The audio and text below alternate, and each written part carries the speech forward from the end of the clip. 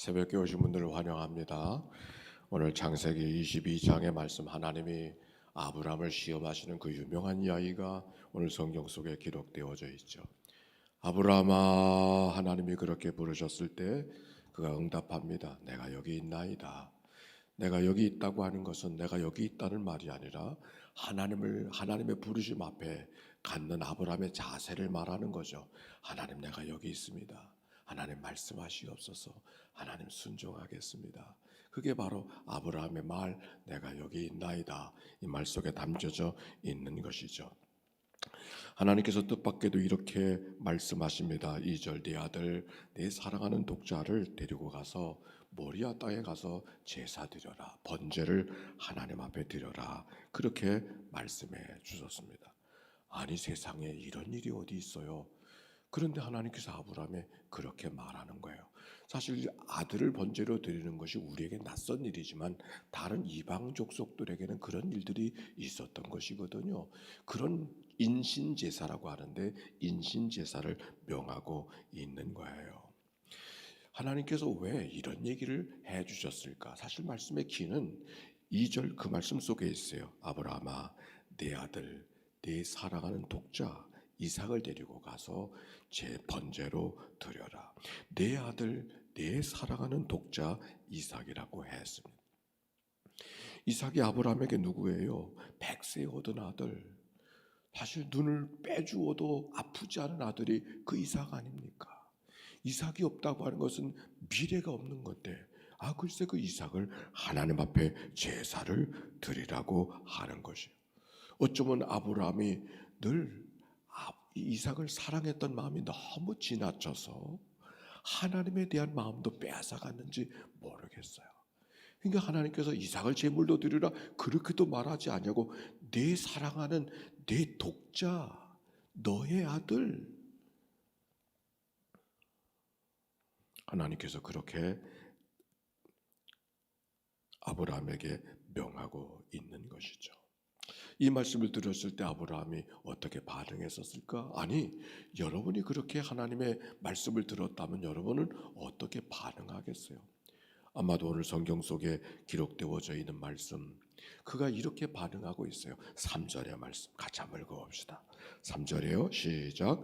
아브라함이 아침에 일찍이 일어나 나귀 위에 안장을 지우고 두 종 그의 아들 이삭을 데리고 번제에 쓸 나무를 쪼개어 가지고 떠나 하나님이 자기에게 일러주신 곳으로 가더니, 아침에 일찍 일어났다는 이 말씀 속에는 늑장을 부리는 것이 아니죠. 어떻게 하든지 시간 끌고 불순종하려고 하는 그런 마음이 아니잖아요. 일찍 일어나 바르게 순종하려고 하는 말씀, 제대로 순종하려고 하는 말씀, 온전하게 순종하려고 하는 말씀, 마음에 참 어렵지만 하나님의 말씀하셨기 때문에 어떻게 하든지 순종하려고 하는 그 마음이 일찍 일어나는 그 마음 속에, 말씀 속에 담겨져 있는 것이죠.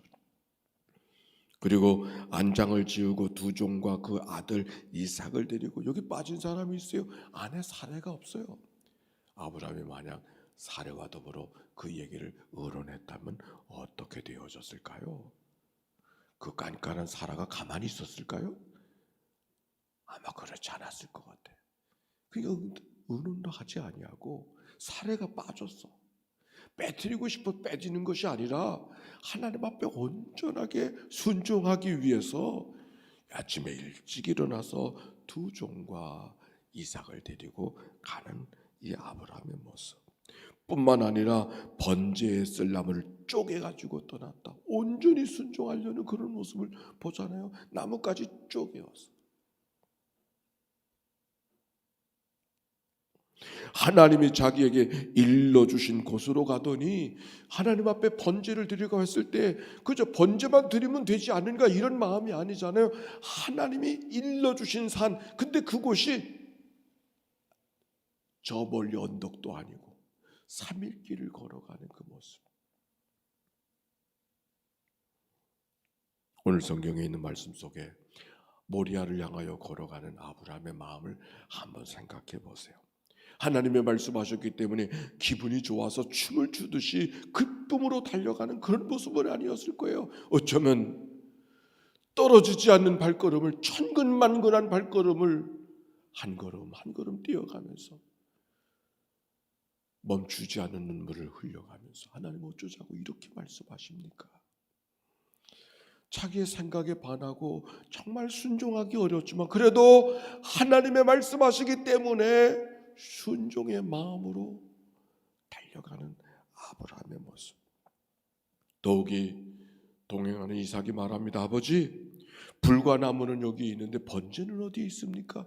번제를 드릴 양은 어디에 있습니까? 이삭이 말할 때 아브라함의 가슴이 찢어지는 것 같은 그런 마음이었을 거예요. 이삭을 결박하고 그가 단도를 잡고 이삭의 목을 내려치려 할 때 하나님의 사자가 급히 아브라함을 부르십니다. 아브라함아, 아브라함아, 네 아들 독자에게 아무 손도 대지 말라, 아무 일도 하지 말라. 네가 네 아들 독자라도 내게 아끼지 아니었으니 내가 이제야 네가 하나님을 경외하는 줄을 알았노라. 하나님의 아들 독자를 번제로 드리라고 하셨던 이유가 어디에 있었는가? 하나님이 그 아들을 구하기 때문이 아니라 아브라함의 마음을 구하는 거죠. 내가 이제야 하나님을 경외하는 줄을, 아들보다 하나님을 사랑하는 줄을 이제 알았노라. 아들에게 아무 일도 하지 말라. 그렇게 말씀하시는 하나님의 말씀하시는 것이죠. 그리고 뒤를 돌아보니 한 순양이 수풀에 걸려 있었습니다. 그래서 그 순양을 가져다가 번제로 하나님 앞에 예물을 드리고 그 땅의 이름하여 여호와 이레라, 새로운 이름을 짓는 모습이죠. 여호와 이레라 이름을 지었다고 하는 것은 그 땅의 이름을 짓는 것이 아니라 아브라함, 하나님에 대한 아브라함의 고백을 갖는 것이죠. 지금까지 하나님은 뭔가 아브라함의 마음을 불편하게 만들고 아브라함의 마음속에 뭔가 약속하셨다가도 약속을 잘 지켜주지 않는 것 같은 그런 하나님, 아브라함을 때때로 속상하게 하고 아브라함의 마음을 힘들게 하고 아브라함을 눈물 흘리게 해주었던 그런 하나님의 모습이 아브라함 속에 간직했던 하나님의 마음이, 하나님의 모습이 아닌가요? 그런데 여기 이 사건을 통해서 하나님이 여호와 이레, 나를 위해서 준비해 주시는 하나님. 오늘 여러분의 하나님은 어떤 하나님인가요?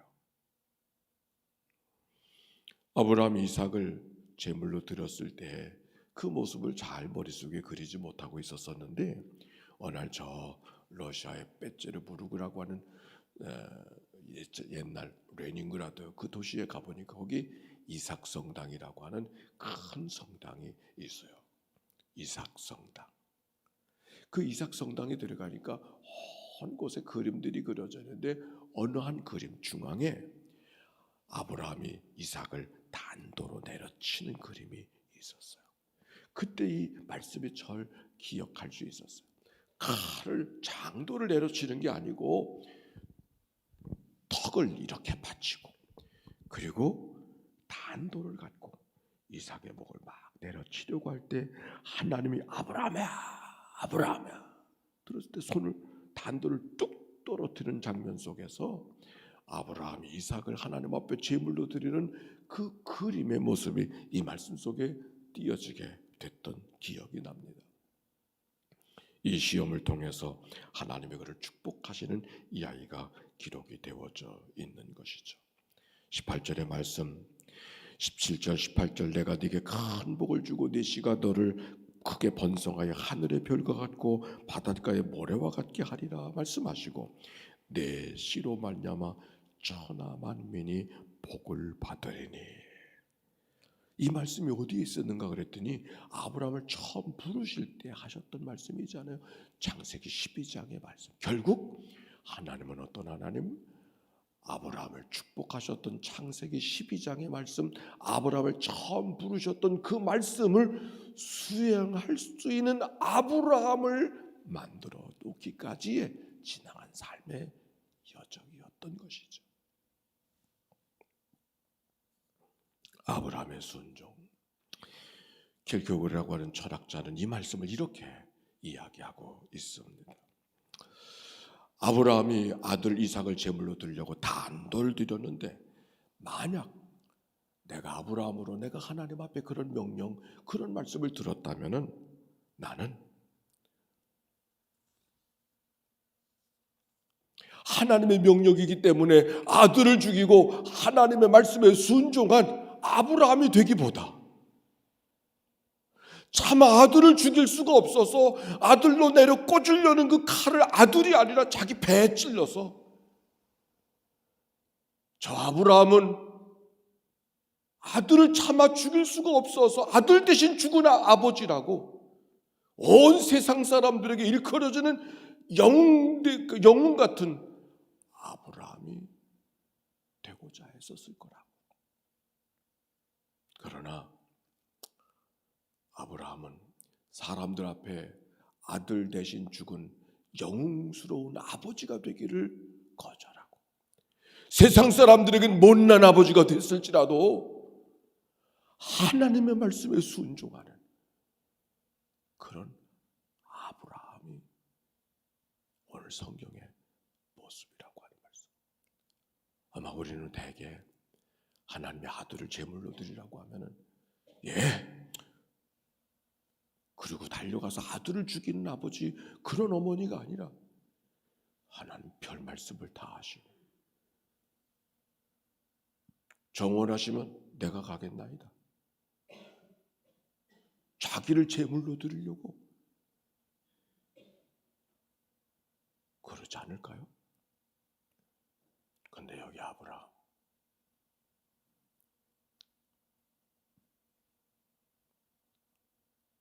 아들이 사랑스러워서가 아니라 하나님의 명령이 무겁기 때문에 하나님의 명령에 순종하려고 자기의 생각대로, 자기의 관습대로 하지 아니하고 하나님 앞에 온전히 순종하는 이 아브라함의 모습을 오늘 성경이 말씀하고 있는 것이죠. 결국 믿음의 사람이 된다고 하는 것이 뭔가? 순종의 사람이 되어지는 것. 하나님의 음성을 듣는 법이라고 하는 조이 도우슨의 이야기 속에 읽어가면 우리가 하나님 앞에 어떻게 순종해야 되겠는가? 따라서 합시다. 즉시 온전하게 기꺼이. 하나님이 순종을 명하실 때 우리는 어떻게 순종해야 되겠는가? 마지못해가 아니라 기꺼이. 하나님 앞에 어떻게 순종해야 되는가? 즉시 온전하게 기꺼이. 오늘 아브라함은 바로 그것을 우리에게 가르쳐주고 있는 것이죠. 질문합니다. 아브라함에게 하나님은 여호와 이레 하나님으로 고백되고 있는데 오늘 여러분의 하나님은 누구십니까? 여러분이 고백하는 하나님은 어떤 하나님이신가요? 묵상하십시다.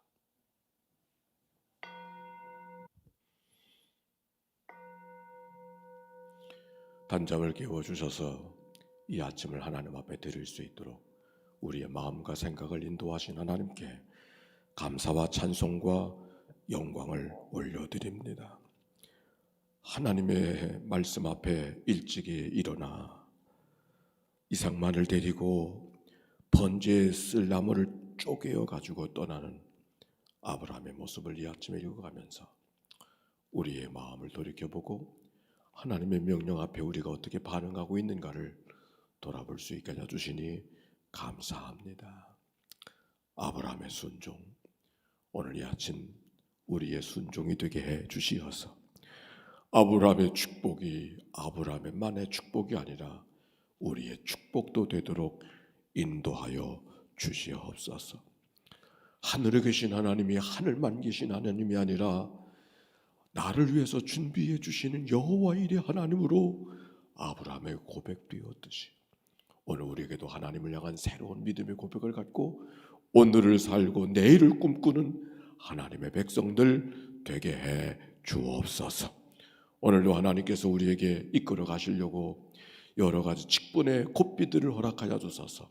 오늘도 이 아침에 머리를 조아려 기도하게 하신 하나님, 이 땅에 살아간 모든 삶 한 번 사는 삶인데 나그네 같은 삶을 살지 아니하고 하나님께로부터 왔다가 언젠가 하나님의 부르시는 날 하나님 앞에 순종하고 가야 될 우리들의 인생 속에 오늘도 하나님의 부름이 무엇인가 내가 여기 있나이다 고백하며 내가 듣겠나이다 고백하며 오늘을 살아가는 믿음의 하루가 되도록 인도해 주옵소서. 우리의 생각대로 감각대로 주어진 형편대로 살지 않게 알려주시고 하나님이 무엇을 원하시는가를 귀를 기울여서 온몸을 귀삼아 말씀을 듣고 순종하며 살아가는 주의 백성들 되게 하옵소서. 오늘도 병상에서 이 아침을 맞이하는 식구들을 찾아가 만나주시고 힘과 치료와 위로가 되시는 이 아침이 되게 해 주옵소서. 오늘도 귀한 예물 봉헌하는 믿음의 가족들을 기억하여 주소서. 하나님 앞에 마음의 소원을 두고 예물을 드렸사오니 이 예물을 연락하여 주시옵시고 하나님의 뜻하신 바들을 이루게 하시는 저들의 생들이 되도록 축복해 주옵소서. 예수님의 이름으로 기도하옵나이다. 아멘. 이제는 성부 성자 성령 삼일체 하나님의 크신 은혜와 사랑과 역사가 이제와 같이 영원히 함께해 주시기를 축원하옵나이다. 아멘. 우리 함께 기도하며 출발